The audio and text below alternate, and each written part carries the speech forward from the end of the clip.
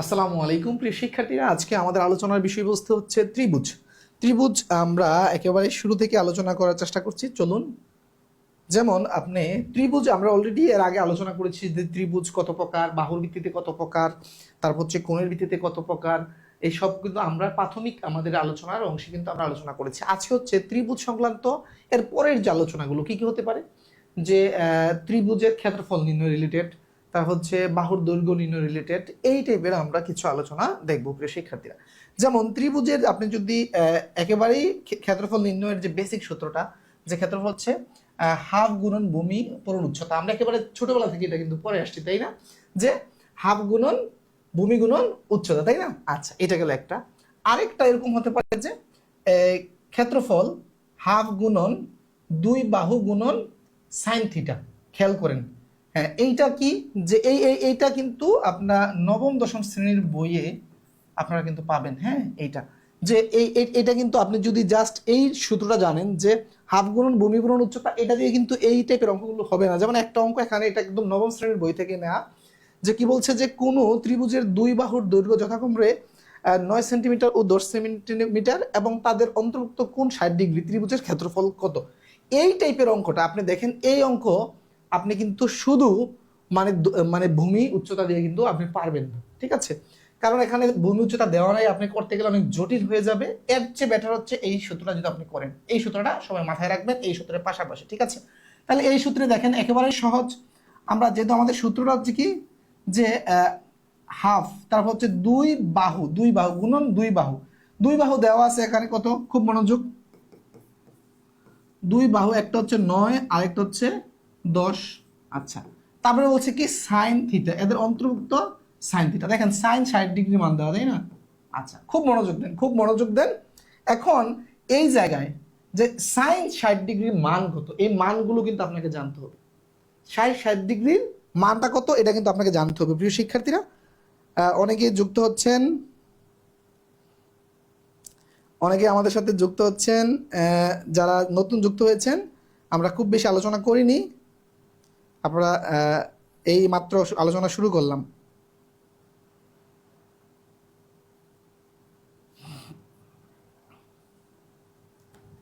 আচ্ছা, খুব মনোযোগ দেন। এখন এই যে এইটা আপনারা, এই যে আমরা এরকম একটা চার্ট আছে না আমাদের বইয়ে, যে সাইন কজে দেখবেন যে এরকম একটা চার্ট আছে, যে সাইন 0 ডিগ্রি, তারপর হচ্ছে 30 ডিগ্রি। এই চার্টটা আপনারা একটু মুখস্থ করার চেষ্টা করবেন। এটা কিভাবে মুখস্থ না করে করা যায় সেটাও কিন্তু আমরা দেখাই। তাহলে এই দেখেন কস 30 ডিগ্রির মান, কস 30 ডিগ্রি 60 ডিগ্রি মান হচ্ছে হাফ, তাই না?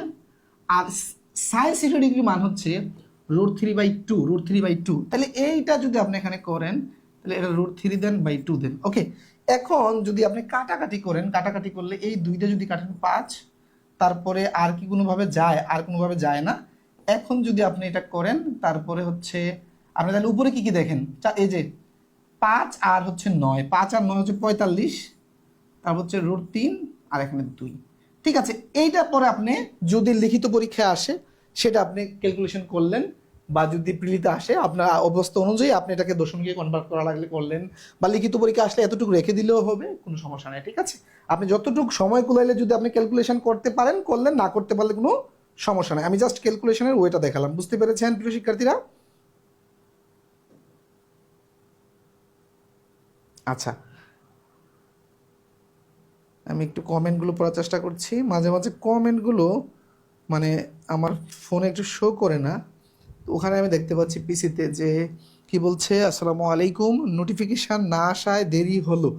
নোটিফিকেশান আসবে আমার রিয়াজ আহমেদ যে আইডিটা, আমি যে আইডি থেকে লাইভ করছি ওই আইডিতে ফলো দিয়ে রাখতে হবে, ঠিক আছে? তারপরে হচ্ছে তানিয়া বলছে, আসসালামু আলাইকুম স্যার, 34 লেকচারের পর গ্রুপে জয়েন হয়েছি। পূর্বের রেকর্ড ক্লাস ধারাবাহিকভাবে করার পর আজকে প্রথম আপনার লাইভ ক্লাসে আসলাম। Thank you. ওকে, আচ্ছা আচ্ছা, খেয়াল করেন। তাইলে আমরা এই অঙ্কটা গেল, তারপরে আসেন আমরা এরপরে অঙ্ক দেখি, যে সমকোণী ত্রিভুজ সংক্রান্ত। সমকোণী ত্রিভুজ সংক্রান্ত ক্ষেত্রফল বলা হচ্ছে কি, যে 2/1 বা হাফ গুণন সমকোণ সংলগ্ন বাহুদ্বয়ের গুণফল। আচ্ছা দেখেন, এইটা আসলে এইভাবে আলাদা করে শেখার কিছু নেই। দেখেন এটা হচ্ছে আমাদের ওই সূত্রটাই, যে হাফ গুণন ভূমি গুণন উচ্চতা, একই জিনিস। কিভাবে একই জিনিস সেটা দেখেন, এটা আলাদা করে শেখার কোনো প্রয়োজন নেই। কেন প্রয়োজন নেই আমি দেখাচ্ছি। সমকোণটা কি দেখেন তো, সমকোণ কি অলরেডি আশা করি সমকোণী ত্রিভুজ কাকে বলে সেটা জানেন। হ্যাঁ, আমরা আগের আলোচনায় সেটা শিখেছি।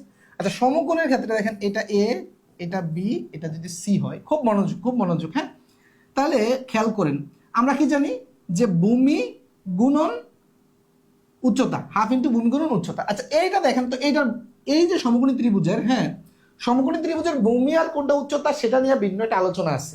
হ্যাঁ, সেটা কিন্তু চেঞ্জ হইতে পারে, ঠিক আছে। আমরা ধরে নিলাম এটা থিটা, তাহলে এটা ভূমি, ওকে, তাহলে এটা উচ্চতা, রাইট, এটা উচ্চতা, ওকে। তার মানে আমি দেখেন এই যে কি বলছে যে হাফ গুণন সমকোণ সংলগ্ন বাহু দ্বয়ের গুণফল। আচ্ছা, এইটা সমকোণ না, এটা সমকোণ না, তাহলে সমকোণ সংলগ্ন বাহু কোনটা, এইটা আর এটা। আচ্ছা দেখেন এইটা কিন্তু ইনডাইরেক্টলি কিন্তু এটা উচ্চতা আর ভূমি, ভূমি উচ্চতা, তাই না? তার মানে এই দুইটা ভূমি উচ্চতা, এই এই সূত্রটা দিয়ে তো করতে পারছি। এটা আসলে এইভাবে আলাদা করে শেখার কোনো দরকার নাই, কিন্তু আমরা কিন্তু বিভিন্ন বই খুললে কিন্তু এই জিনিসটা পাবেন, ঠিক আছে। আলাদা করে শিখে মাথায় কিন্তু জ্যাম ধরানোর দরকার নেই, একই জিনিস কিন্তু আপনি জাস্ট চিত্র রাখবেন। দেখেন একটা ভূমি একটা উচ্চতা, বা এটা ভূমি হইলে এটা উচ্চতা হবে, কোনো সমস্যা নাই, ওকে, বুঝতে পেরেছেন? তার মানে আমি একটাই সূত্র বেসিক যে হাফ গুণন ভূমি গুণন উচ্চতা, আমার এটা আলাদা করে শেখার প্রয়োজন নেই। তারপরে চলেন, এখানে কি বলছে এক নম্বরে, যে কোনো একটি ত্রিভুজের দুটি কোণের পরিমাণ 28 ডিগ্রি ও 62 ডিগ্রি হলে ত্রিভুজটি কোন ধরনের হবে? 46তম বিশেষ আসছে, খেয়াল করেন এটা কিভাবে আপনি বুঝবেন। এই একটা বলছে কি 28 ডিগ্রি, একটা হচ্ছে 62 ডিগ্রি, এটা হচ্ছে আমাদের সমকোণী ত্রিভুজের একটা কনসেপ্ট থেকে আসছে। সমকোণী ত্রিভুজে খেয়াল করেন, এটা হচ্ছে আমাদের সমকোণ। সমকোণ হইলে এইটা কি হয়, এই কোণটা হয় 90 ডিগ্রি। আচ্ছা, ত্রিভুজের মোট কোণ কত? 180 ডিগ্রি, রাইট। ত্রিভুজের মোট কোণ কত? 180 ডিগ্রি, ওকে। আচ্ছা, যদি মোট 180 হয়, এইটা কি কত হয়ে গেছে? এটা হয়ে গেছে 90। আচ্ছা, তার মানে এই দুইটা কোণ মিলে কত হবে? আর 90 হবে, রাইট, আর 90 ডিগ্রি হবে। আচ্ছা দেখেন তো, এই দুইটা যোগ করলে কত হয়? 2 আর 8 কত? 0। 10, 10 শূন্য হাতে 1, তাহলে এই যে 2 1 3, দেখেন 90 কিনা, এই দুইটা 90 কিনা, কিন্তু মুখে মুখে দেখা যায় 62 আর 28 যোগ করলে 90 হয়, এটা মুখে মুখে পারা যায়, তাই না? আচ্ছা, খেয়াল করেন, তার মানে কি বলছে যে একটি ত্রিভুজের দুটি কোণ হচ্ছে এত, তার মানে দুটি কোণ মিলে 90 ডিগ্রি, তাহলে বাকি কোণটা 90 ডিগ্রি। আর কোন ত্রিভুজের যদি একটি কোণ 90 ডিগ্রি হয় দাদু ভাই, ওই ত্রিভুজকে কি বলে বলেন তো? ওই ত্রিভুজকে কি বলে? ওই ত্রিভুজকে কি বলে দাদু ভাই বলেন? যদি কোনো ত্রিভুজের একটি কোণ 90 ডিগ্রি হয়, তাহলে ওই ত্রিভুজকে কি বলে? দ্রুত বলবেন, দ্রুত দ্রুত উত্তর দিতে হবে। উত্তর দিয়েছে সোহিলীর সমকোণী, সোহিলী দিয়েছে সমকোণী, একজন দিয়েছে, বাকিরা দিচ্ছে কিনা দ্রুত কমেন্ট করতে হবে, ঠিক আছে। একেবারে মূল থেকে বুঝতে হবে কিন্তু, ঠিক আছে। আপনি একবার কোর্স করতেছেন আবার কোর্স করবেন এমন কোনো কিন্তু ইয়া নাই, মেন্টালিটি রাখা যাবে না। সমকোণী ত্রিভুজ, ওকে, সমকোণী। আলামিন ভাই, নতুন ব্যাচের ক্লাস হবে, আপনি নতুন ব্যাচের, আমাদের এই ব্যাচের 8-10টা ক্লাস শেষ হইলেও হবে। এখন নতুন ব্যাচের জন্য টেনশন মানে চিন্তিত হয়ে লাভ নাই। আপনি যেটা করেন, এখন যদি সিরিয়ালে ক্লাস করতে চান, এক থেকে সিরিয়ালে ক্লাস আপনাকে দেওয়া আছে, এগুলো করেন, সাথে লাইভ ক্লাস করেন, বসে থেকে লাভ নাই, ওকে। তার মানে এটা হচ্ছে সমকোণী ত্রিভুজ। আচ্ছা, তারপরে আসেন 2 নম্বর প্রশ্নে কি বলছে, যে 17 সেন্টিমিটার ও 15 সেন্টিমিটার বাহু বিশিষ্ট ত্রিভুজটি হবে, দেখেন 37তম বিসিএস। দেখেন কত সহজ সহজ প্রশ্ন কিন্তু আসতেছে, সহজ সহজ প্রশ্ন। আপনারা কিন্তু ভয় পাবেন না, যে অঙ্ক কিন্তু ভয়ের কিছু না, মজার অঙ্ক, ঠিক আছে। 20-20টা অঙ্ক আসলে, 20টা অঙ্ক আসলে অ্যাটলিস্ট 10টা অঙ্ক হচ্ছে সহজ, 5টা হচ্ছে মধ্যম, আর 5টা কঠিন। তাহলে 5টা বাদ দিলে তো 15টা আপনি পারবেন ইনশাল্লাহ, ঠিক আছে। আচ্ছা, খেয়াল করেন, একটা হচ্ছে 17 সেন্টিমিটার, একটা 15 সেন্টিমিটার বাহু, তাহলে ত্রিভুজটি কি ধরনের? খুব মনোযোগ দেন, সমকোণী ত্রিভুজের ক্ষেত্রে খুব মনোযোগ দেন। সমকোণী ত্রিভুজের ক্ষেত্রে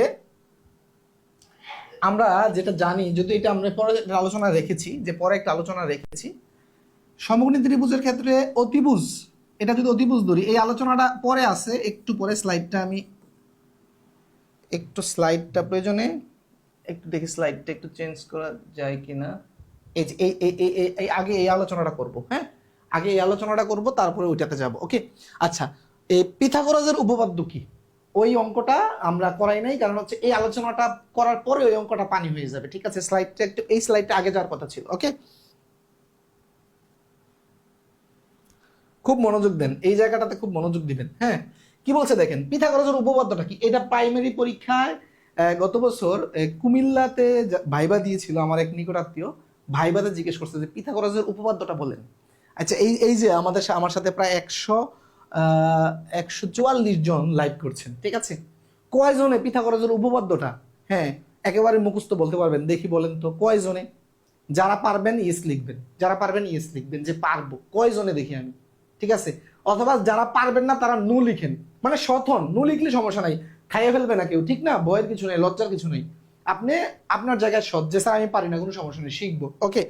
যারা পারবেন ইয়েস লিখেন, আর যারা পারবেন না নো লিখেন, ইনস্ট্যান্ট একেবারে মানে শুদ্ধভাবে বলতে হবে, শুদ্ধভাবে। পিথাগোরাসের উপপাদ্যটা বলতে হবে, প্রশ্নটা মানে প্রমাণ না, খেয়াল করেন। ইয়েস লিখেছেন আরণ্য আশরাফ, তারপর হচ্ছে ইউসুফ আলী, তারপর হচ্ছে নো লিখেছেন, থ্যাংক ইউ। নাজমুল ইসলাম ভাই নো লিখেছেন। আসাদ খান নো লিখেছেন, থ্যাংক ইউ, থ্যাংক ইউ। তারপর হচ্ছে তাবাসসুম আক্তার, তারপর হচ্ছে মারুফ হাসান দিয়েছেন ইয়েস। তারপর হচ্ছে নাহিদ বলছে আমি পারবো। আচ্ছা, তিথি আপু যেটা করছেন, আপনি সূত্রটা লিখে দিচ্ছেন, কিন্তু এটা পরীক্ষা হলে কিন্তু আপনি এটা বলতে পারবেন না যে আপনাকে পিথাগোরাসের উপপাদ্য বলতে বলছে, আপনি বলতে পারবেন না অতিভুজ স্কোয়ার ইকুয়াল টু লম্ব স্কোয়ার প্লাস ভূমি স্কোয়ার, এটা বলা যাবে না, উপপাদ্যটা বলতে হবে। হ্যাঁ, আচ্ছা, যাই হোক, অনেকেই অনেস্ট দেখলাম যে অনেকেই নো লিখছেন, থ্যাংক ইউ। তার মানে অনেকে আমরা পারি না, আচ্ছা সমস্যা না, আজকের পরে আমরা শিখে যাবো। দেখেন, আপনাকে যদি ভাইভাতে জিজ্ঞেস করে যে পিথাগোরাসের উপপাদ্যটা বলেন, আপনি কখনোই বলবেন না যে অতিভুজ স্কোয়ার ইকুয়াল টু লম্ব স্কোয়ার প্লাস ভূমি স্কোয়ার, এটা কখনোই বলবেন না, কারণ পিথাগোরাসের উপপাদ্যটা হচ্ছে এইটা, ঠিক আছে, এটা হচ্ছে কথায়, আর আপনি যেটা বলছেন এটা গাণিতিক রূপ, সেটা বলবেন না। বলবেন কি দেখেন, কোন একটি সমকোণী ত্রিভুজের অতিভুজের উপর অঙ্কিত বর্গক্ষেত্রের ক্ষেত্রফল ওই ত্রিভুজের অপর দুই বাহুর উপর অঙ্কিত বর্গক্ষেত্রদ্বয়ের ক্ষেত্রফলের সমষ্টির সমান। আচ্ছা, একটা জিনিস দেখেন, খুব মনোযোগ। বর্গক্ষেত্র কাকে বলে আমরা আগে পড়ছি, যে বর্গক্ষেত্র হচ্ছে যখন চার বাহুটা সমান বর্গক্ষেত্র, এর ক্ষেত্রফল কি? মনে করেন যে এইটা হচ্ছে বর্গক্ষেত্রের একটা বাহু, তাহলে এর ক্ষেত্রফল কি? বাহু স্কোয়ার, বাহু স্কোয়ার, তাই না? দেখেন, খুব মজার জিনিস, বাহু স্কোয়ার জিনিসটা কোথা থেকে আসলো? আচ্ছা, বর্গক্ষেত্র একটা আয়তক্ষেত্র আমি বলছি না, তো আয়তক্ষেত্রের সূত্রটা কি বলেন তো? দৈর্ঘ্য গুণন প্রস্থ না? দৈর্ঘ্য গুণন প্রস্থ না? আচ্ছা, তাহলে এটাকে ধরি দৈর্ঘ্য, এটাকে ধরি প্রস্থ, তাহলে দেখেন তো এ গুণন এ, তার মানে কি আসতেছে? এ স্কোয়ার, আর একটা বাহু না? সেম জিনিস না? আসলে এক জায়গা থেকে আসছে সবকিছু, ওকে। আচ্ছা, খেয়াল করেন, খুব মনোযোগ দেন। এখন বলছে কি, খুব মনোযোগ দেন, যে একটি সমকোণী ত্রিভুজ, তার মানে পিথাগোরাসের ক্ষেত্রে মানে সমকোণী ত্রিভুজ হচ্ছে মেন ব্যাপার, ওকে। একটি সমকোণী ত্রিভুজের অতিভুজ, অতিভুজ কোনটা? অতিভুজ এইটা, এটার উপরে যদি আপনি একটা লম্ব আঁকেন, যে অতিভুজের উপর অঙ্কিত বর্গক্ষেত্রের ক্ষেত্রফল, অতিভুজের উপর অঙ্কিত বর্গক্ষেত্রের ক্ষেত্রফল, একটা বর্গক্ষেত্র মনে করেন যে এরকম একটা আঁকলাম, ওকে, এরকম একটা বর্গক্ষেত্র আঁকলাম, ওকে, একটা রাফলি একটা আঁকলাম। এই বর্গক্ষেত্রের যে ক্ষেত্রফলটা হবে, এই যে বর্গক্ষেত্রের ক্ষেত্রফল মানে কি? এই আছে, এই যে বর্গক্ষেত্রটা আঁকছি, এটা একটা বাহু, কি বলেন তো? একটা বাহু মানে কি? এই যে এসি একটা বাহু না? এসি একটা বাহু না? আচ্ছা, এসি বাহু, তার মানে এটার ক্ষেত্রফল কত? এটা ক্ষেত্রফল হবে এসি স্কোয়ার, এসি স্কোয়ার। খুব মনোযোগ দেন, বলছে কি, যে অঙ্কিত বর্গক্ষেত্রের ক্ষেত্রফল ওই ত্রিভুজের অপর দুই বাহুর উপর অঙ্কিত, মানে অপর দুই বাহুর উপর যদি আমি বর্গক্ষেত্র আঁকি, ওদের ক্ষেত্রফলের সমষ্টির সমান। তার মানে এটা তো একটা ক্ষেত্রফল, একটা বর্গক্ষেত্র আঁকি, একটা বর্গক্ষেত্র রাখলাম, ওকে, একটা বর্গক্ষেত্র রাখলাম, তাহলে এইটার ক্ষেত্রফল কত? এটা একটা বাহু, কি একটা বাহু হচ্ছে এবি, তার মানে এটা ক্ষেত্রফল কত? AB square. আচ্ছা, তারপরে অপর দুই বাহু বলছে, তাহলে একটা রাখছি, এটা তো আরেকটা বর্গক্ষেত্র রাখেন, এটা রাখলাম, তাহলে এটার একটা বাহু, কি একটা বাহু বিসি, তার মানে এটার ক্ষেত্রফল কত? BC square, right? আচ্ছা, তার মানে কি বলছে, যে এইটা, এই যে অতিভুজের উপরে যে বর্গক্ষেত্র রাখছি, এটার যে ক্ষেত্রফলটা হবে, এই ক্ষেত্রফলটা হচ্ছে অপর দুই বাহুর উপর অঙ্কিত বর্গক্ষেত্রের ক্ষেত্রফলের সমষ্টি বা যোগফলের সমান। তার মানে এই জায়গাটা যত, খেয়াল করেন, এই জায়গাটা যত, এই যে জায়গাটা যত হবে, এই এই জায়গা এবং এই জায়গা দুইটা সমান হবে, মানে এটার যোগফল এই বড়টা সমান হবে। এটা দেখলে তো বোঝা যাচ্ছে, তাই না? এটা মনে করেন যে জায়গাটা অনেক বেশি না, ক্ষেত্রফল কি সেটা কিন্তু আবার বুঝতে হবে, যে এই যে জায়গাটা বলছে এটা হচ্ছে ক্ষেত্রফল, এই জায়গাটা হচ্ছে ক্ষেত্রফল। তাহলে এই জায়গাটা দেখেন, এই দুইটা জায়গার সমান হচ্ছে এইটা, এটি হচ্ছে পিথাগোরাসের উপপাদ্যটা। কথা বুঝছেন কিনা? এটা বুঝছেন? আচ্ছা, এখন এটাকে যদি আমি একটু গাণিতিকভাবে লিখি, তার মানে এই যে এইটা এসি স্কোয়ার, এসি স্কোয়ার সমান হচ্ছে এবি স্কোয়ার সমান হচ্ছে বিসি স্কোয়ার, রাইট? এটা না, যে এসি মানে কি, এই যে এই বাহুর উপর অঙ্কিত বর্গক্ষেত্রের ক্ষেত্রফল এসি স্কোয়ার। এবি স্কোয়ার মানে কি, এই বাহুর উপর অঙ্কিত বর্গের ক্ষেত্রফল। আর বিসি স্কোয়ার মানে কি, এই বাহুর উপর অঙ্কিত বর্গের ক্ষেত্রফল। বুঝতে পেরেছেন? এখন এইটা আমরা আবার একটু ঘুরিয়ে লিখতে পারি। এইটা হচ্ছে অতিভুজ না, এটা অতিভুজ, এটা অতিভুজ, তার মানে অতিভুজ স্কোয়ার। তারপরে এটা কি, আচ্ছা দেখেন সমকোণী ত্রিভুজের ক্ষেত্রে লম্ব ভূমি কিন্তু ফিক্সড না কখনো। এটা দেখেন যদি এখানে আপনি ইয়া দেন, কোণ ধরেন, থিটাটা যদি এখানে ধরেন, আমরা অঙ্কের ক্ষেত্রে দেওয়া থাকবে না যে 30 ডিগ্রি কোণ, 40 ডিগ্রি কোণ, যেটাকে কোণ ধরবেন, মনে করেন যে থিটা এটা ধরলেন, তাহলে ভূমি এটা, তাহলে এটা ভূমি হইলে এটা অতিভুজ ফিক্সড, সবসময় অতিভুজ ফিক্সড। সমকোণী ত্রিভুজ এর যে সমকোণটা থাকে এর বিপরীতের যেটা এটা অতিভুজ। তাহলে কোণের পাশেরটা ভূমি আর এটা লম্ব, এটা হচ্ছে লম্ব সবসময়। ওকে, আর যদি কোণটা এখানে থাকে, কোণটা যদি এখানে থাকে, তাহলে কোণের পাশে ভূমি, তখন ভূমি এখানে চলে আসবে। কথা ক্লিয়ার কিনা? ভূমি কিন্তু তখন এখানে চলে আসবে। ওকে, তখন উল্টো হবে, এটা ভূমি হবে, এটা লম্ব হবে। অনেকে মনে করতে পারেন যে স্যার দেখেন, খুব মনোযোগ দেন, এই ত্রিভুজে এটা হচ্ছে ভূমি,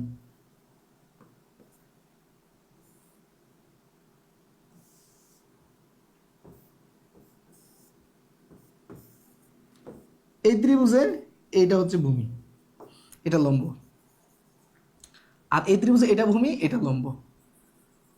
অনেকে অনেকে বলবে কি যে স্যার এইটা খাড়াটা আবার লম্ব ভূমি হয় কিভাবে? ভূমি তো সবসময় শোয়ানো থাকে না ভাই, শোয়ানো আর খাড়া কোনো ফ্যাক্টর না, ঠিক আছে? যেখানে কোনটা থাকবে সেটাকে আপনার ভূমি ধরতে হবে, না হয় কিন্তু এই ধরনের ত্রিকোণমিতির অঙ্কে অনেক সময় আটকাই যাবেন। খুব কেয়ারফুল, ত্রিকোণমিতির অঙ্কে কিন্তু আটকাই যাবেন। ওকে, আচ্ছা, তাইলে এই জায়গায় দেখেন, তাহলে পিথাগোরাসের উপপাদ্যের প্রশ্নটা ক্লিয়ার হয়েছে কিনা? প্রশ্নটা ক্লিয়ার হয়েছে কিনা যে অতিভুজের উপর অঙ্কিত, সমকোণী ত্রিভুজের অতিভুজের উপর অঙ্কিত, দেখেন কিভাবে পড়বেন, মুখস্থ করা যাবে না, ফিল করতে হবে, তারপরে বলতে হবে। মুখস্থ করলে ভুলে যাবেন। যে সমকোণী ত্রিভুজের অতিভুজের উপর অঙ্কিত বর্গক্ষেত্রের ক্ষেত্রফল অপর দুই বাহুর উপর অঙ্কিত বর্গক্ষেত্র দ্বয়ের ক্ষেত্রফলের সমষ্টির সমান।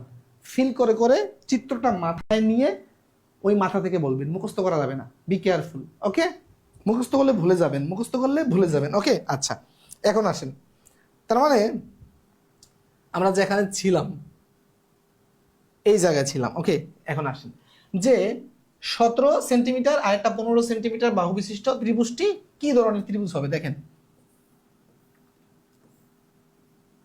একটা 17, একটা 15।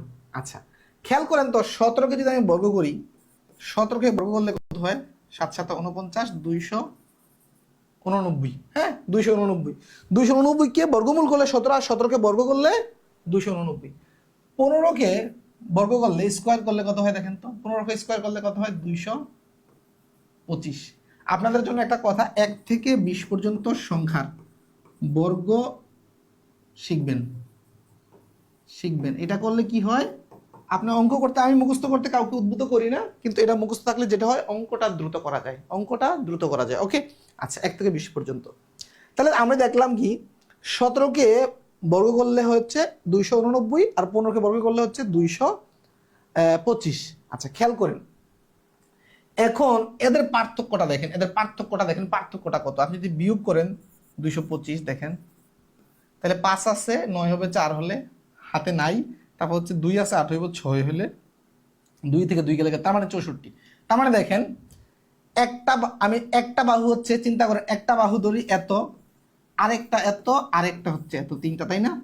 এবং এদেরকে দেখেন যে এই যে দেখেন এই এই এই যে এই দুইটার সমষ্টি দেখেন এইটার সমান, তাই না? খেয়াল করেন, তার মানে এই যে দেখেন এইটা হচ্ছে 17 স্কোয়ার, এটা মনে করেন যে 15 স্কোয়ার, আর এটা হচ্ছে এই যে দেখেন 64কে যদি আপনি রুট করেন, তার মানে 8, মানে 8 স্কোয়ার। এখন দেখেন আমি লিখতে পারি কিনা যে 17 স্কোয়ার 15 স্কোয়ার যোগ হচ্ছে 8 স্কোয়ার, 8 স্কোয়ার। এখন দেখেন এই যে অতিভুজ স্কোয়ার সমান হচ্ছে কি, যে ভূমি স্কোয়ার প্লাস লম্ব স্কোয়ার, বা লম্ব স্কোয়ার প্লাস ভূমি স্কোয়ার। বুঝতে পেরেছেন? তার মানে এটা কি, একটা সমকোণী ত্রিভুজের পিথাগোরাসের সূত্রটা যেহেতু এখানে অ্যাপ্লাই করছি আমি, হচ্ছে তো পিথাগোরাসের সূত্র যদি কেউ মানে মানে কোনো ত্রিভুজের ক্ষেত্রে যদি পিথাগোরাসের সূত্রটা প্রমাণিত হয়, তার মানে ওইটা একবার চোখ বন্ধ করে কি ধরনের ত্রিভুজ, এটা হচ্ছে সমকোণী ত্রিভুজ। তার মানে এটা কি একটা সমকোণী ত্রিভুজ, বুঝতে পেরেছেন?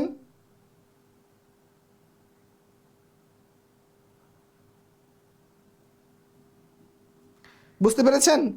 তার মানে আমরা এই ধরনের যদি প্রশ্ন থাকে, আমরা এদেরকে বর্গ করে আমরা এইভাবে চেক করব যে আসলে কোনোভাবে সমকোণী ত্রিভুজে মানে ফেলানো যায় কিনা। কারণ এই ধরনের প্রশ্নগুলো একটু মাথায় রাখবেন যে সমকোণ মানে এর আশেপাশে কিন্তু প্রশ্ন করার চেষ্টা করে প্রশ্নকর্তারা। ওকে, এটা ক্লিয়ার হয়েছে? এই জায়গাটা ক্লিয়ার হয়েছে কিনা একটু কমেন্ট করে জানাবেন।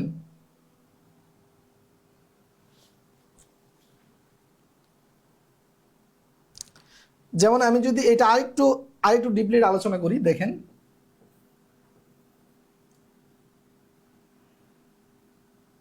এটা এর পরের প্রশ্নটা আছে সেম টাইপের। এই যে এটা দেখলে আমরা বুঝে যাব। দেখেন সমকোণী ত্রিভুজের বাহুগুলোর অনুপাত কত হবে? সমকোণী ত্রিভুজের বাহুগুলোর অনুপাত কত হবে? আচ্ছা, নাম্বার 1, সমকোণী ত্রিভুজের কোন বাহুটা সবচেয়ে বড় হয় বলেন তো? কোন বাহুটা সবচেয়ে বড় হয়? এটা সবচেয়ে বড়, সবচেয়ে বড়, তাই না? সবচেয়ে বড়।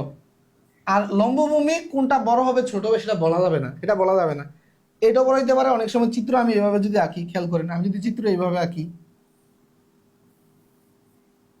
তখন কিন্তু দেখেন এটা এটা যদি আমি ধরি এখানে থিটা, কারণ এটা ভূমি,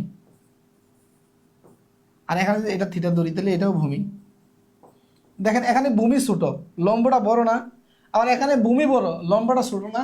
তাই লম্ব ভূমি কোনটা বড় কোনটা ছোট সেটা কিন্তু আমি ফিক্সড করতে পারবো না, কিন্তু অতিভুজটা সবচেয়ে বড় সেটা বলতে পারবো।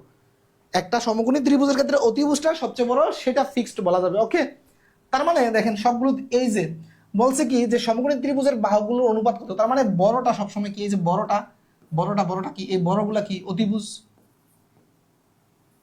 এটা অতিভুজ। আচ্ছা এখন দেখেন তো অতিভুজের ক্ষেত্রে তার মানে কি, আমি যদি এইটাকে বর্গ করি, খেয়াল করেন, যদি প্রথমটাকে বর্গ করি, ধরেন তো এই যে এটা, তার মানে এটাকে যদি অতিভুজ ধরেন, এটাকে যদি অতিভুজ ধরেন, তার মানে বাকি এটা মনে করেন যে 4, এটা 3, প্রথমটার ক্ষেত্রে, তাই না? এখন দেখেন এটাকে বর্গ করলে কত? 6কে বর্গ করলে 36, 3কে বর্গ করলে 9, 4কে বর্গ করলে 16, তাই না?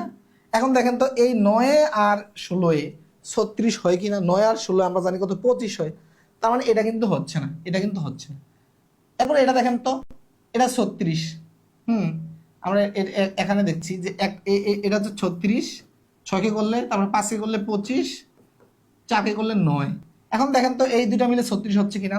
দেখেন এই যে 25-এর সাথে যদি আপনি 9 যোগ করেন তাহলে 34 হয়, 34। তার মানে এটাও কিন্তু হচ্ছে না, এটা হচ্ছে না। তাহলে সেম ভাবে এটাও চেক করব। তাহলে 12কে দেখেন, 12কে যদি স্কোয়ার করেন 144 না, 144। আর ওই পাশে হচ্ছে 8কে স্কোয়ার করলে 64, আর হচ্ছে 4কে স্কোয়ার করলে 16। তার মানে দেখেন এটা আমরা দেখেই যা বুঝতে পারছি যে 64কে আর 16কে যোগ করলে কখনো 144 হবে না, ঠিক কিনা? আচ্ছা এটাতে আসেন, দেখেন এটা চেক করি, এটা চেক করি। 13কে যদি আপনি স্কোয়ার করেন, 13কে স্কোয়ার করলে 169। দেখেন বর্গ কি পরিমাণ কাজে লাগতেছে। আপনি যদি বর্গ মুখস্থ না জানেন, আপনি পরীক্ষা করলে তো মানে কতবার বর্গ বের করবেন আপনি, বর্গ কত কাজে লাগতেছে দেখেন। তাহলে এই 12কে করলে হচ্ছে 144, আর যদি 5কে করেন হচ্ছে 25। দেখেন এই দুটো যোগ করলে কিন্তু আপনার 169 হয়। বুঝতে পেরেছেন? তার মানে অতিভুজ স্কোয়ার সমান হচ্ছে লম্ব স্কোয়ার প্লাস ভূমি স্কোয়ার, এটা সমান হচ্ছে, তাই না? বুঝতে পেরেছেন?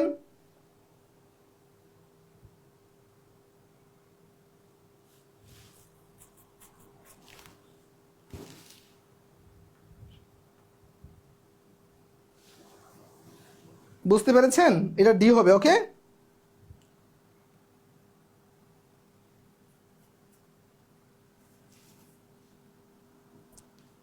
আচ্ছা তারপরে আসেন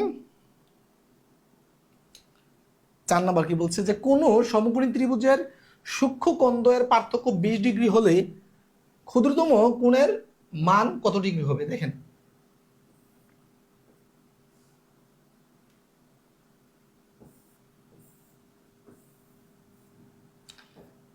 সমকোণী ত্রিভুজের এইটা হচ্ছে সমকোণ, সমকোণকে কিন্তু এইভাবে প্রকাশ করা হয়। তাহলে এটা হচ্ছে 90 ডিগ্রি, এটা হচ্ছে 90 ডিগ্রি।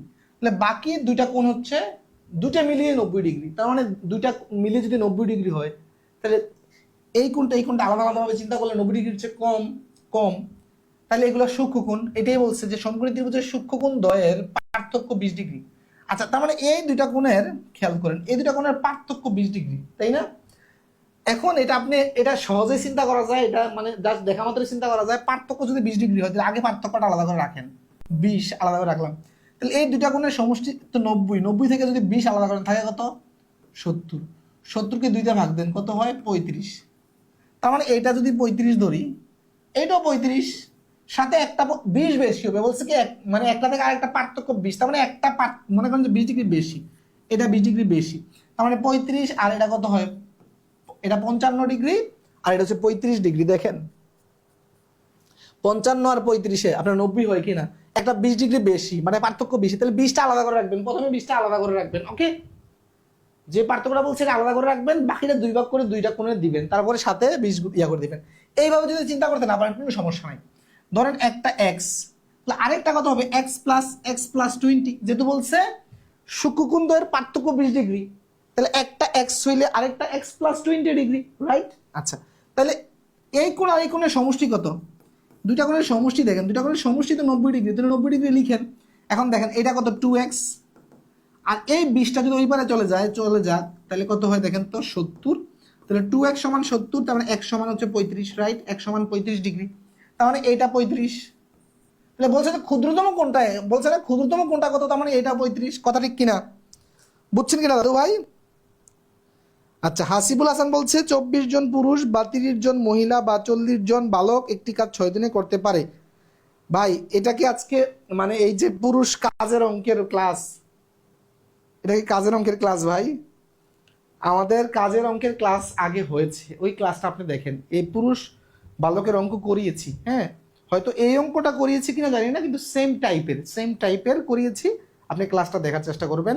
আর যদি নতুন ভর্তি হয়ে থাকেন আপনি ওই রেকর্ড ক্লাসটা দেখেন, আবার নতুন বেছে আপনি ক্লাস করতে পারবেন, কোনো সমস্যা নেই। ওকে, বুঝতে পেরেছেন? সবাই বুঝতে পেরেছেন কিনা দ্রুত কমেন্ট করুন, একজনও বাদ থাকা যাবে না।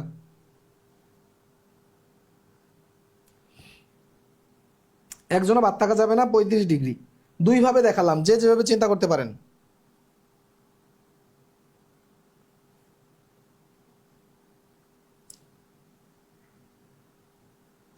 এটা দেখেন কি বলছে, একটি সমকোণী ত্রিভুজের সমকোণ ব্যতীত অপর একটি কোণের মান 60 ডিগ্রি, অপর একটি কোণের মান 60 ডিগ্রি হলে অপর কোণটি কত?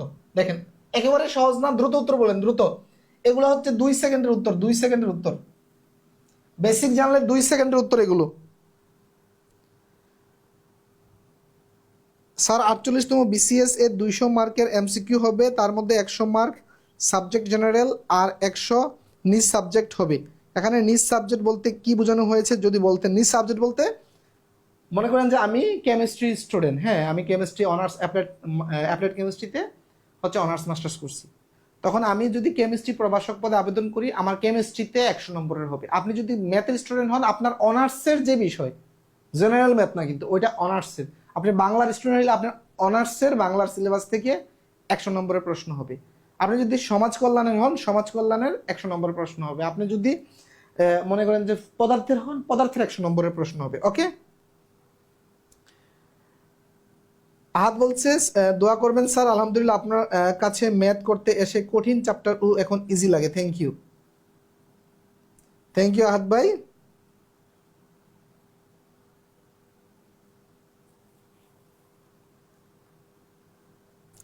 আচ্ছা, এটা উত্তর 30 ডিগ্রি। দেখেন আমাদের সমকোণী ত্রিভুজের ক্ষেত্রে এটা 90, হ্যাঁ এটা একটা যদি 60 হয় তাহলে অপরটা 30 হবে, কারণ এই দুটা মিলিয়ে কত হবে, দুটা মিলিয়ে 60 হবে, 90 হবে। ওকে,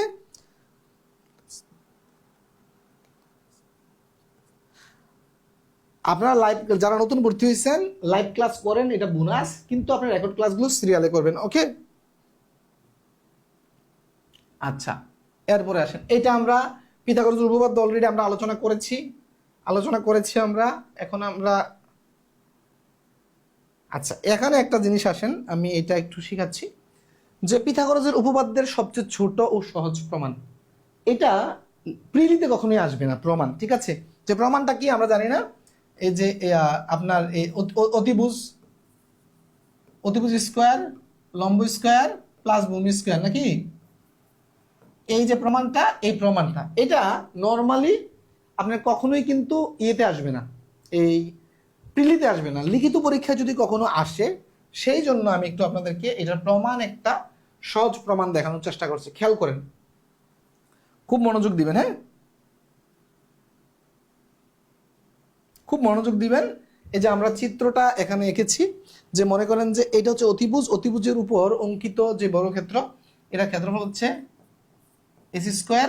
এবি এর উপর অঙ্কিত বর্গক্ষেত্রের ক্ষেত্রফল হচ্ছে এবি স্কোয়ার, আর বিসি এর উপর অঙ্কিত বর্গক্ষেত্রের ক্ষেত্রফল হচ্ছে বিসি স্কোয়ার। তার মানে আমাদের প্রমাণ করতে হবে কি, খুব মনোযোগ দেন, প্রমাণ করতে হবে কি, প্রমাণ করতে হবে AC square equal AB square plus হচ্ছে বিসি স্কোয়ার। এই প্রমাণটা করতে হবে। ওকে, আচ্ছা দেখেন, এই প্রমাণটা ক্ষেত্রে আমরা যেটা করবেন, আমরা ধরে নিলাম যে এইটা থিটা, এটা থিটা ধরলাম। ওকে, এটা থিটা ধরলাম। তাইলে এখানে আমরা দেখেন তো একটা সিম্পল, আমরা এখানে লিখবেন যে ত্রিকোণমিতির সাহায্যে, ত্রিকোণমিতির সাহায্যে, ঠিক আছে। তাহলে দেখেন আমরা জানি কি, দেখেন তো সাইন থিটা সমান কি জানি, সাইন থিটা সমান কি জানি বলেন তো, সাইন থিটা সমান জানি যে লম্ব বাই অতিভুজ, লম্ব ভাই অতিভুজ, না অতিভুজ। আচ্ছা এখানে লম্ব কত বলেন তো, লম্ব হচ্ছে, আমি যদি এখানে লিখি লম্ব হচ্ছে, এই যে দেখেন এটা হচ্ছে লম্ব, এটা হচ্ছে লম্ব, তাহলে লম্ব কি এ বি, লম্ব হচ্ছে এ বি,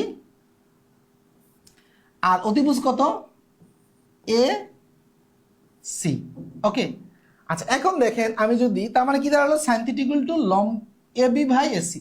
আমি যদি এটাকে যদি উভয় পাশকে বর্গ করি, তার মানে বিষয়টা এরকম দেখেন, আমি যদি উভয় পাশকে বর্গ করি, তার মানে এটাকেও বর্গ করবো, তার মানে A B square AC square, right. আচ্ছা, তারপরে এটাকে একটা 1 নং সমীকরণ দেন। সেম ভাবে আমি আবার লিখতে পারি কিনা দেখেন তো, cos থিটা সমান কি জানি আমরা, cos থিটা সমান আমরা জানি যে ভূমি বাই অতিভুজ, ভূমি বাই অতিভুজ, ভূমি বাই অতিভুজ,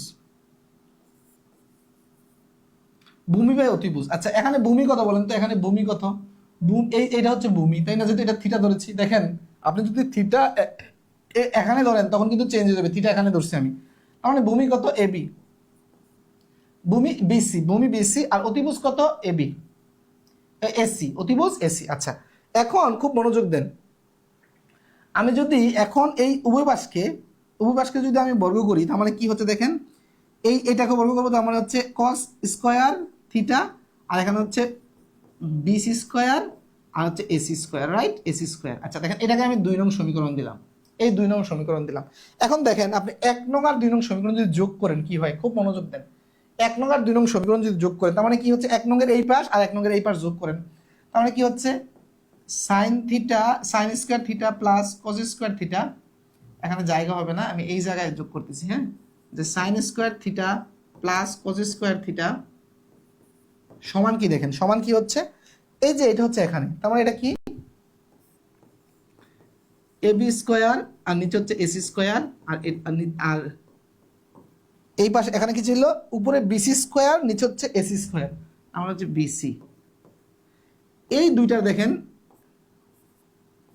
এই দুটো লসাগু কত, লসাগু দেখেন দুইটাই সেম, যে এসি স্কোয়ার তাহলে দুটো লসাগু হচ্ছে AC square, right, AC square. এখন দেখেন তার মানে আমার উপরে কি হচ্ছে, যেহেতু সেম, তাহলে হচ্ছে এ বি স্কোয়ার, আর এখানে হচ্ছে বিসি স্কোয়ার। আর এইটার মান কত বলেন তো, এই এতটুকুর মান কত, এতটুকুর মান 1 না, আমরা এই সূত্রটা জানি না, sine square theta plus cos square theta equal to 1, এটা তো আমরা জানি, তার মানে 1। এখন দেখেন আপনি, আমি যদি এটাকে আগুন করে দেই, তার মানে এই যে এই জিনিসটা এদিকে চলে আসতেছে না, তার মানে আমার কি দাঁড়ালো দেখেন তো, এসি স্কোয়ার হচ্ছে এ বি স্কোয়ার প্লাস হচ্ছে বিসি স্কোয়ার, রাইট। দেখেন আমাদের কিন্তু প্রমাণটা কিন্তু হয়ে গেল, এটাই তো আমরা প্রমাণ করতে চেয়েছিলাম শুরুতে। বুঝতে পেরেছেন, কেমন লাগলো বলবেন তো, এত শর্টকাট প্রমাণ লম্বভূমি পিথাগোরাসের আর কোথাও পাবেন না, আর কোথাও পাবেন না। দেখেন আমি একটু সরে যাচ্ছি, আপনারা দেখেন, ওকে, একটু সরে গেলাম ক্যামেরা থেকে।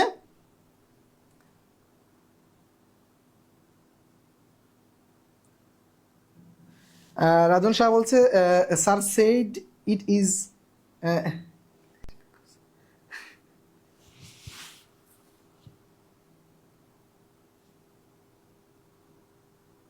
লম্বভূমির সাগরে লবণ অনেক।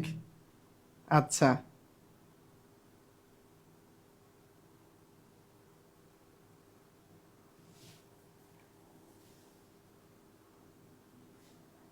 সেরা স্যার আহাদ।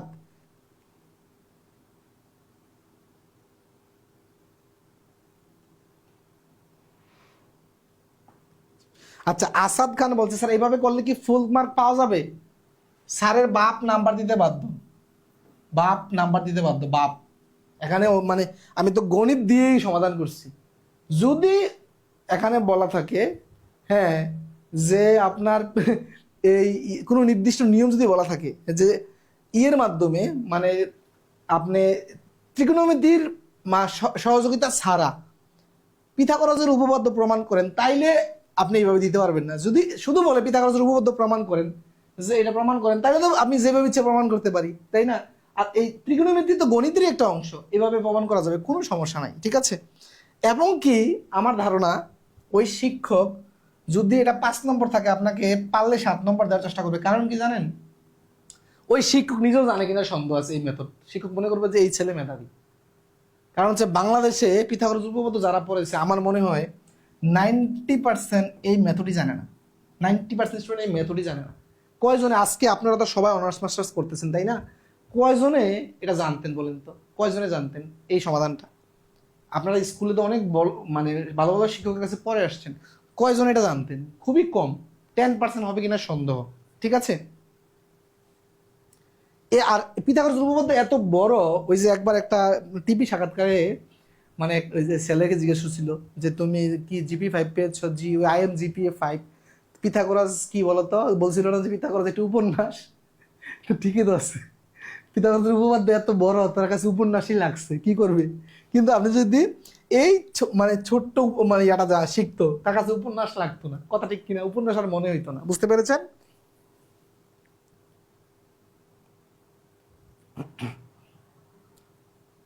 ইজি স্যার, জানতাম না sir. Asad sir, Asad Khan, Asad thank you.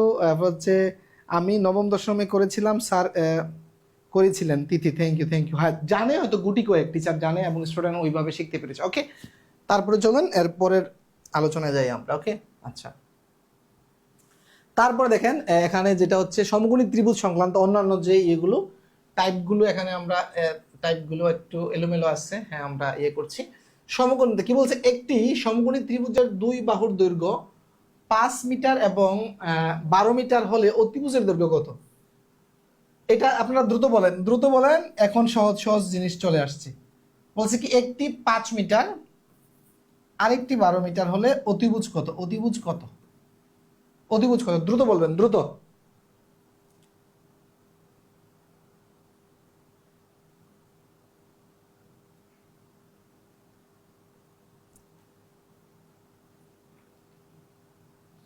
Hamidul Islam, thank you.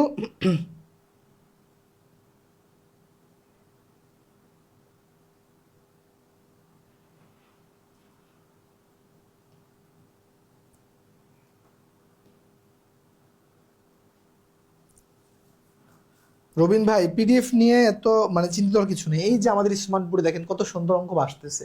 হ্যাঁ, এইটারই তো আমি পিডিএফ দিব। এইটারই পিডিএফ দিব, সমস্যা নেই।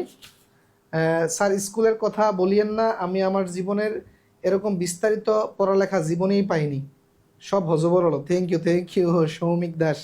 ওকে, অনেক ভাই বোন উত্তর দিয়েছেন 13। ওকে, আচ্ছা দেখেন আমাদের এটা অতিভুজ, অতিভুজ আমরা ধরলাম যে কি এটা এক্স, এই বাহুটা, তাহলে আমাদের সূত্রটা কি হবে? এক্স স্কোয়ার, তারপর হচ্ছে কি এইটা স্কোয়ার যোগ এটা স্কোয়ার, তার মানে 5 স্কোয়ার যোগ 12 স্কোয়ার, তার মানে কত হয় দেখেন তো? 25 যোগ হচ্ছে 144, এই দুটো যোগ করলে কত হয় জানেন? 169।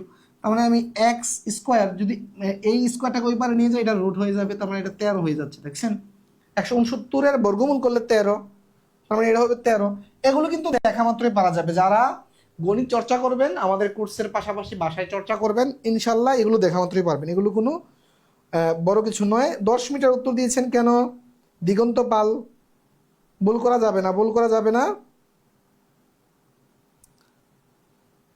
আচ্ছা, তারপরে 7 নম্বরটা কি বলছে দেখেন, একটি ত্রিভুজের ভূমির পরিমাণ 4 মিটার, উচ্চতা 3 মিটার, ক্ষেত্রফল কত? খেয়াল করেন, দ্রুত বলবেন, দ্রুত। এগুলো কিন্তু দেখেন ক্ষেত্রফল চাইছে না, তাহলে ক্ষেত্রফল কি, হাফ গুণন ভূমি দেওয়া আছে, উচ্চতা দেওয়া আছে, তাহলে ভূমি কত, ভূমি 4 গুণন, আচ্ছা 4 মিটার গুণন উচ্চতা 3 মিটার, উচ্চতা 3 মিটার। ওকে, আচ্ছা এখন দেখেন আপনি চাইলে এটা এই যে 3 4 12, 12কে যদি 2 দিয়ে ভাগ দেন 6, খেলা কিন্তু শেষ। আচ্ছা এখন আসেন একক কি হবে, এই জায়গায় ক্ষেত্রফলের একক কি হবে, একক কি হবে,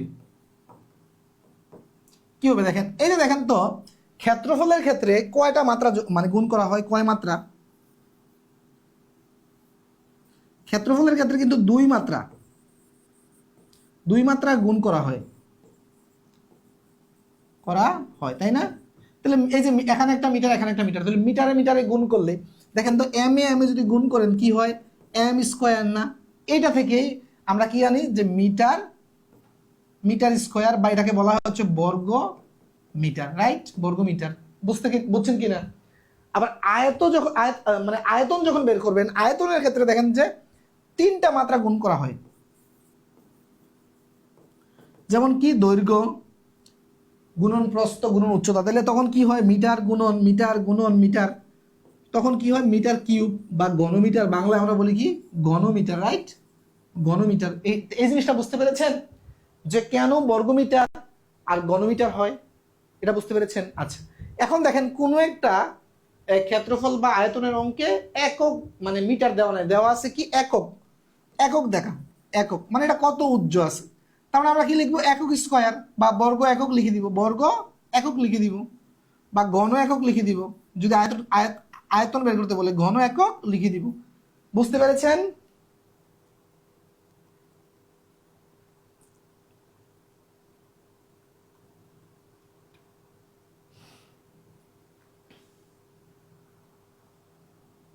আশরাফ ভাই আবার কোনটা বুঝাইবো, এটা তো খুবই সহজ, আপনি তো বোঝার কথা। হ্যাঁ, তার মানে অঙ্ক তো এটা সহজ, যে হাফ গুণন ভূমি পূরণ উচ্চতা গেল, 3 4 12, 12কে 2 দিয়ে ভাগ দিলে 6, অথবা আপনি এইভাবেও চিন্তা করতে পারেন, এই 2 দিয়ে 4 ভাগ দিলে 2, তারপর হচ্ছে এই যে 3 দোকানে 6, তখন 6 বর্গ মিটার। এককের বিষয়টা ক্লিয়ার করলাম। হ্যাঁ স্যার, নেক্সট ব্যাচ কবে থেকে স্টার্ট হবে? এই ব্যাচ যেদিন শেষ হবে এরপর দিন থেকে ইনশাল্লাহ শুরু হবে। এই ব্যাচে 8-10টা ক্লাস হয়তো আর লাগবে, ঠিক আছে? আমি পড়িয়ে যাচ্ছি তো আসলে মানে যেমন ত্রিভুজের উপরে একটা ক্লাস নিব বলছিলাম, এখন পড়াচ্ছি, এখন ক্লাস 2টা 3টা যা লাগে আমি তার গনে পড়াবো না যে একটাতেই শেষ করব না, আমি পড়াচ্ছি রিল্যাক্সে পড়াই, আমি কোনো তাড়াহুড়া করি না, যেন আপনারা বুঝতে পারেন, ঠিক আছে? ওইভাবে পড়াচ্ছি। আপনারা যারা নতুন ভর্তি হয়েছেন এই ক্লাসগুলো করেন, সাথে রেকর্ড ক্লাসগুলো করেন, আবার নতুন ব্যাচ শুরু হলে লাইভ ক্লাস করতে পারবেন, ঠিক আছে? জেরিন আপু বুঝতে পেরেছেন? আচ্ছা, মেহেদি হাসান স্যার, আয়তনের 3 মাত্রাগুলো কি কি যেন বললেন? আয়তনের 3 মাত্রা, আয়তনের 3 মাত্রা কি কি? আমরা যদি আয়তনের অঙ্ক শেষে করব, ভূমি, উচ্চতা, ভূমি দৈর্ঘ্য উচ্চতা আর কি, ভূমি দৈর্ঘ্য, বা আপনি যদি এইভাবে চিন্তা করেন দৈর্ঘ্য প্রস্থ উচ্চতা, দৈর্ঘ্য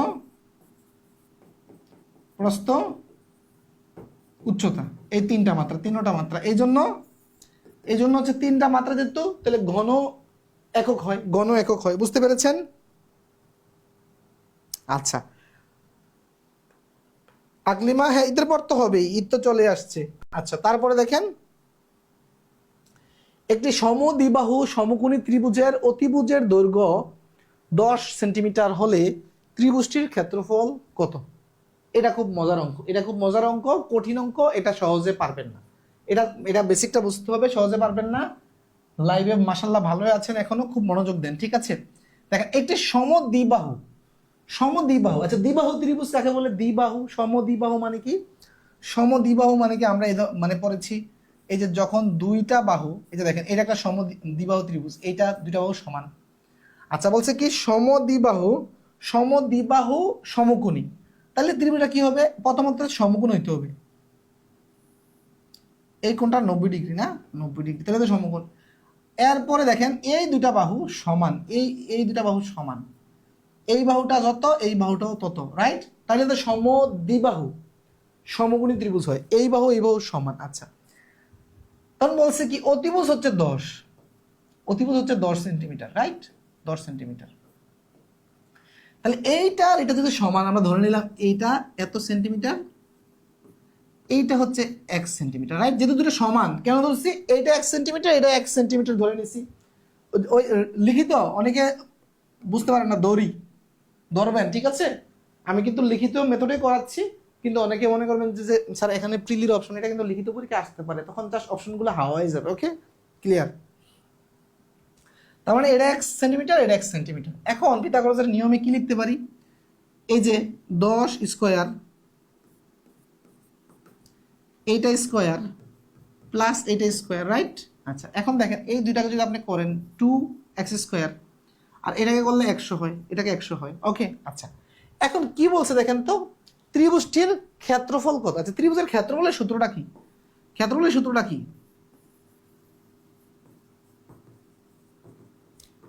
হাফ হাফ গুণন ভূমি গুণন উচ্চতা। এ তো এখানে ভূমি, এটা দুটোই তো নাকি? তাহলে x গুণন x, x গুণন x, তার মানে এখানে কি হচ্ছে দেখেন তো, উপরে কি হচ্ছে x স্কোয়ার, নিচে হচ্ছে 2 ক্ষেত্রফল। আচ্ছা, এখন দেখেন আপনি চাইলে এখান থেকে x স্কোয়ারের মানটা কিন্তু বের করে নিয়ে যেতে পারেন। তাহলে দেখেন তো, আমি যেটা ঘুরিয়ে দেই, তাহলে x স্কোয়ার সমান কত আসতেছে দেখেন? 100। এই দুইটা এই পাশে গুণাকার আছে, এই পাশে গেলে ভাগ হয়ে যাবে। তার মানে দেখেন তো x স্কোয়ারের মানটা কত আসলো দাদু ভাই? x স্কোয়ারের মানটা কত আসলো? 50। এখানে জাস্ট আপনি বসাই দেন, x স্কোয়ারের মানটা আপনি বসাই দেন। কাটাকাটি করলে 25, কাটাকাটি করলে 25, তার মানে উত্তর হচ্ছে 25, উত্তর হচ্ছে 25। বুঝতে পেরেছেন? এখন এই অঙ্কে অনেক দাদু ভাই টিচার কিভাবে মুখস্থ করা জানেন? যে এখানে যত থাকবে এটাকে বর্গ কইরা সাইড দিয়ে ভাগ দিবা, এই ধরনের শিখায় অনেকে। কারণ এটাকে বর্গ করলে কত হয়? 100, 100কে সাইড দিয়ে ভাগ দিলে 25 হয়। যদি এইভাবে করেন আপনি কি কোনোদিন এর বেসিক বুঝলেন? লিখিত পরীক্ষা আসলে পারবেন? বা আপনি যে এই টেকনিকে যে পড়ছেন, যে শর্টকাটে দাদু ভাইয়ের দেখানো পথে, আপনার কি মনে থাকবে? কারণ আপনি কি একটা অঙ্ক নিয়ে মাথায় নিয়ে পরীক্ষা হলে যাবেন, শত শত অঙ্ক নিয়ে মাথায় যেতে হবে। আপনার কি এটা মনে থাকবে যে কোন টেকনিকে পড়ছেন? এই জন্য বেসিক জানতে হবে, বেসিক না জানলে এগুলো আটকে যাবেন।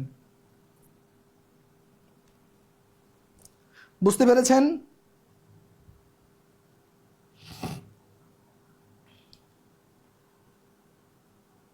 সাদিয়া আরেকবার বলেন।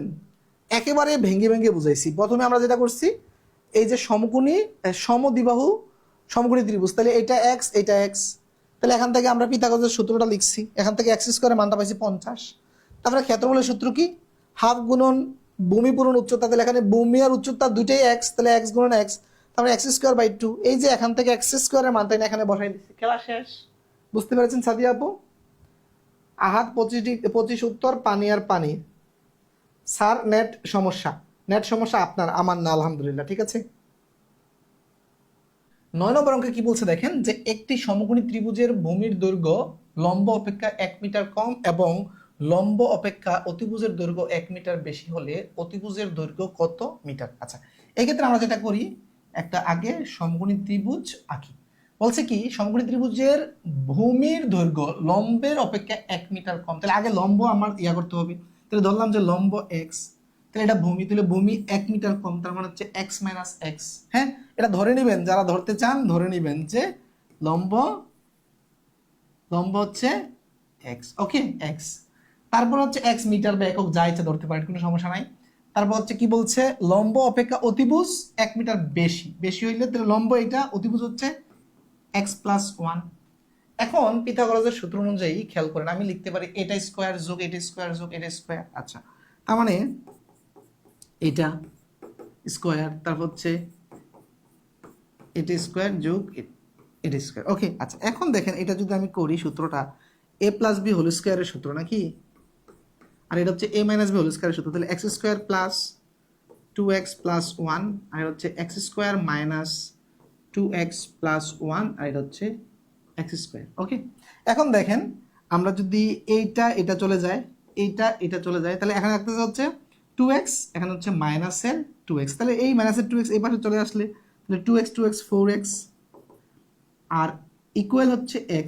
এখন যদি x যদি আমরা উভয় পাশ থেকে মনে করেন যে বাদ দেই, হ্যাঁ, তাহলে থাকতেছে হচ্ছে কি যে এরকম। ওকে, তাহলে x equal to x equal to আসতেছে কত আমার 4, এক্স ইকুয়াল টু 4, তার মানে এইটা সমান 4, তাহলে এটা সমান কত হবে যে 4 প্লাস 1, তার মানে এটা হচ্ছে 5, এটা হচ্ছে 5, বুঝতে পেরেছেন?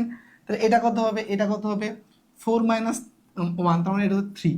এখন দেখেন যে আমরা পিথাগোরাসের উপপাদ্যটা দেখেন, এটা 5 কি স্কয়ার করলে কত হয় 25 হয়, তারপর হচ্ছে 4 কি স্কয়ার করলে 16 হয়, আর 3 কি স্কয়ার করলে 9 হয়। কারণ এই দুইটা দেখেন, এইটা হচ্ছে 25 আর এই দুইটার যদি আপনি ইয়া করেন তাহলে এই দুইটার সমষ্টি এটা 16 যোগ হচ্ছে আর এটা 9, এইটাও 25 হচ্ছে, তার মানে পিথাগোরাসের উপপাদ্য মানে সিদ্ধ হচ্ছে। আচ্ছা এখন কি বলছে অতিভুজের দৈর্ঘ্য কত, তাহলে অতিভুজ দেখলাম কত 4 যোগ 1 মানে 5, এটা হচ্ছে আমার অতিভুজের দৈর্ঘ্য। আশা করি বুঝতে পেরেছেন। এরপর অঙ্কটাতে চলুন। এটা কি বলছে যে একটি ত্রিভুজের ভূমি তার উচ্চতার দ্বিগুণ অপেক্ষায় 6 সেন্টিমিটার বেশি, ত্রিভুজটির ক্ষেত্রফল 810 বর্গ সেন্টিমিটার হলে এর উচ্চতা কত? আচ্ছা তার মানে আমরা যেটা করব, শুরুতে একটা ত্রিভুজ মনে করেন, যা চিন্তা করেন তো ত্রিভুজটা কি বলছে, ত্রিভুজের ভূমি তার উচ্চতার দ্বিগুণ অপেক্ষায়, তার মানে এইটা উচ্চতা, তাহলে এই উচ্চতার দ্বিগুণ অপেক্ষায় খেয়াল করেন উচ্চতাটা ধরলাম হচ্ছে এক্স, তাহলে ভূমি হচ্ছে কি উচ্চতার দ্বিগুণ মানে 2x, নাকি এর চেয়ে 6 বেশি, তার মানে যোগ 6। ওকে আচ্ছা, তার মানে আমরা উচ্চতা ধরলাম x আর ভূমি হচ্ছে 2x প্লাস 6, তাহলে আমাদের ক্ষেত্রফলের সূত্রটা কি, ক্ষেত্রফলের সূত্রটা কি বলেন তো? ক্ষেত্রফলের সূত্র হচ্ছে হাফ গুণন ভূমি পূরণ উচ্চতা, তার মানে এখানে ভূমি কত এত, উচ্চতা কত x, আর এই ক্ষেত্রফলটা হচ্ছে 810, ক্ষেত্রফলটা কত 810। দেখেন এখন এই x দিয়ে যদি আপনি গুণ দেন, x দিয়ে যদি গুণ দেন দেখেন কি হচ্ছে, x দিয়ে গুণ দিলে তার হচ্ছে এখানে এই আপনার 2x স্কোয়ার 6x আর এদিকে হচ্ছে 810। এখানে এই যে দেখেন এই জায়গা থেকে 2 কমন যায়, যদি 2 কমন নেন এখানে x স্কোয়ার আর এখানে হচ্ছে 3x থাকতেছে না, 3x থাকতেছে, এটা হচ্ছে 810। তাহলে এটা কাটা চলে যায়, তার মানে রইল কি x স্কোয়ার প্লাস 3x আর এই 810 যদি এই পারে চলে আসে তাহলে মাইনাস হিসেবে চলে আসে, তার মানে আমার একটা যেটা দাঁড়াইলো খেয়াল করেন যে x square plus 3x minus 810। এখন এইটা মিডল ফ্যাক্টর করে x এর মান কিন্তু আমাকে বের করতে হবে, মনোযোগ দিন। এখন এইটার মিডল ফ্যাক্টরটা যদি আপনাকে করতে হয় খেয়াল করেন, এই দুই প্রান্ত প্রথমে গুণ করতে হবে, গুণ করলে কত হয় মাইনাস 810 এক্স স্কোয়ার, রাইট? এই মাইনাস 810 এক্স স্কোয়ারকে দুইটা অংশে বিভক্ত করতে হবে, আমি এটাকে এখানে নিচ্ছি। আপনি 810 এক্স স্কোয়ার আছে তাই না, এটাকে যদি আপনি দুইটা অংশে প্রথমে বিভক্ত করেন, তার মানে প্রথমে যেটা করবেন মাইনাসও দেখার দরকার নাই, এক্সও দেখার দরকার নাই, আপনি জাস্ট 810কে ফোকাস করেন। তাহলে 810কে আমি লিখতে পারি 81 গুণন 10, আর 81কে লিখতে পারি হচ্ছে আমি 3 27 81 আর গুণন 10 80। এখন দেখেন আমি যদি এই দুইটা মিলে একটা সংখ্যা চিন্তা করি তাহলে 3 10 30 আর 27, তার মানে এটা কি হচ্ছে 30 গুণন 27 না। এখন দেখেন 30 গুণন 27কে গুণ করলে 810 পাবেন, এবং কি 30 থেকে যদি 27 বাদ দেন তখন কিন্তু আপনি 3 পাচ্ছেন। আমাদের টার্গেটই হচ্ছে এইটা যে যোগ বিয়োগ করে মাঝেরটা হইতে হবে আর গুণ করে এটা হইতে হবে। এখন দেখেন এখানে প্লাসের 3 আছে, তাহলে প্লাসেরটা বড় রাখতে হইব, তাহলে এইটা বড়, এটা প্লাস হবে আর এটার সামনে হচ্ছে মাইনাস হবে। ওকে মাইনাস হবে, তাহলে বিষয়টা কি হচ্ছে খুব মনোযোগ দেন। তার মানে হচ্ছে এক্স স্কোয়ার তার হচ্ছে প্লাসের 30x মাইনাসের 27x, তারপর হচ্ছে এখানে 810, ওকে ইকুয়াল 0। এখন এখান থেকে যদি আমি x কমন নেই তাহলে এখানে থাকতে হচ্ছে x, এখানে 30, এখানে যদি 27 কমন নেই এখানে থাকতে হচ্ছে x আর এখানে থাকতে হচ্ছে 30, ওকে ইকুয়াল 0। এই এই দেখেন এই মাইনাসের কারণে এই মাইনাসটা কিন্তু এখানে প্লাস হয়ে যাবে, ওকে তার মানে এই দুইটা কিন্তু সেম।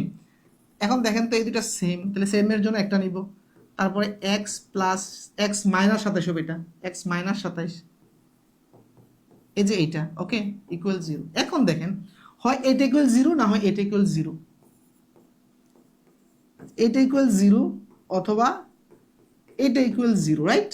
আচ্ছা এখন এইটা যদি এই প্লাসের 30 ওই পাশে গেলে মাইনাসের 30 হয়ে যায়, আর এই যে মাইনাসের 27 ওই পারে গেলে প্লাসের 27 হয়ে যায়। আচ্ছা কি চেয়েছে দেখেন, উচ্চতা চেয়েছে, উচ্চতা কখনোই ঋণাত্মক হয় না বা দৈর্ঘ্য কখনোই ঋণাত্মক হয় না, তার মানে এটা হবে না, এটা গ্রহণযোগ্য নয়, লিখিত পরীক্ষা আসলে দিবেন গ্রহণযোগ্য নয়। আর এই যে উত্তর হবে এইটা যে এক্স বা উচ্চতা হচ্ছে আমাদের 27 সেন্টিমিটার। বুঝতে পেরেছেন প্রিয় শিক্ষার্থীরা? এইভাবে মানে একেবারে দেখেন আমরা কিন্তু লিখিত মেথডে করলাম, আর এটার অন্য কোনো শর্টকাট মেথডও নাই, আপনি যে করবেন কোনো সম্ভব না। যদি প্রিলি পরীক্ষা আসে, যারা একটু দক্ষ তারা এটা উত্তর করতে পারবে, আর যারা দক্ষ না তারা উত্তর করতে পারবে না, ধরার দরকার নেই। যদি প্রিলিতে আসে দুর্বলতা ধরবেন না, এটা লিখিতের জন্য অত্যন্ত গুরুত্বপূর্ণ একটি প্রশ্ন। বুঝতে পেরেছেন প্রিয় শিক্ষার্থীরা?